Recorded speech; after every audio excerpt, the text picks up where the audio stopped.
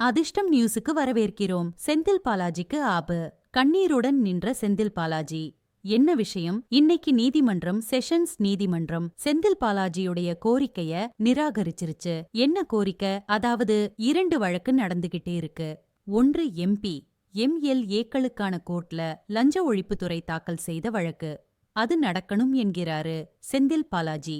ஆனால் செஷன்ஸ் கோர்ட்ல தாக்கல் செய்த வழக்கு அது நடக்கக்கூடாது கூடாது. ஸ்டேட் தாக்கல் செய்த வழக்கு நடக்கலாமாம். சென்ட்ரல் தாக்கல் செய்த வழக்கு நடத்தக்கூடாது. இப்ப சென்ட்ரல் தாக்கல் செய்த வழக்கு நடத்தக்கூடாது அப்படின்னு இவர் கேட்டாரு.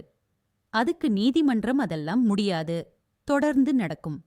உச்ச நீதிமன்றம் வேற கண்காணிச்சுட்டே இருக்கு அப்படின்னு ஸ்ட்ரிக்டா சொல்லிட்டாங்க. செந்தில் பாலாஜி போட்ட கணக்கு, ஸ்டேட் போட்ட வழக்கு, லஞ்ச ஒழிப்புத்துறை தமிழ்நாடு அரசுகிட்ட தான் இருக்கு.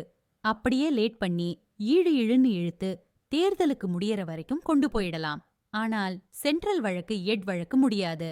அதற்குத்தான் இந்த பிளான ஓரங்கட்டி வச்சாச்சு. இப்ப நடுக்கத்தோடு இருக்கிறது செந்தில் பாலாஜி தரப்பு.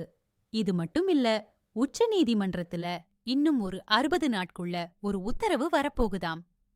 அது செந்தில் பாலாஜியுடைய அரசியல் வாழ்க்கையையே முடிச்சாலும் ஆச்சரியப்படுவதற்கு இல்லை. என்னங்க சொல்றீங்க அப்படின்னு கேட்கிறீர்களா? இதே போலத்தான் சசிகலாவுக்கு.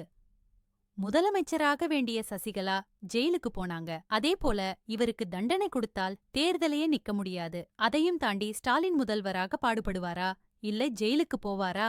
இடி தன்னுடைய வேலையை தொடங்கிவிட்டது. இனிமே இன்னும் செந்தில் பாலாஜியை ஸ்ட்ரிக்ட் பண்ணுவாங்க. பசையெல்லாம் எடுக்க முடியாது. செந்தில் பாலாஜியுடைய தம்பியும் பிரச்சனை. 41 பேர் வழக்கு. அதுல வேற டிவிக்கே செந்தில் பாலாஜிய போட்டு குடுத்துட்டாங்க. அத வேற விசாரிக்க போறாங்க. 1 வழக்கா 2 வழக்கா? தேர்தல் வரைக்கும் இனிமே செந்தில் பாலாஜிக்கு நிம்மதி இல்லையாம். இத பத்தி உங்க கருத்த சொல்லுங்க.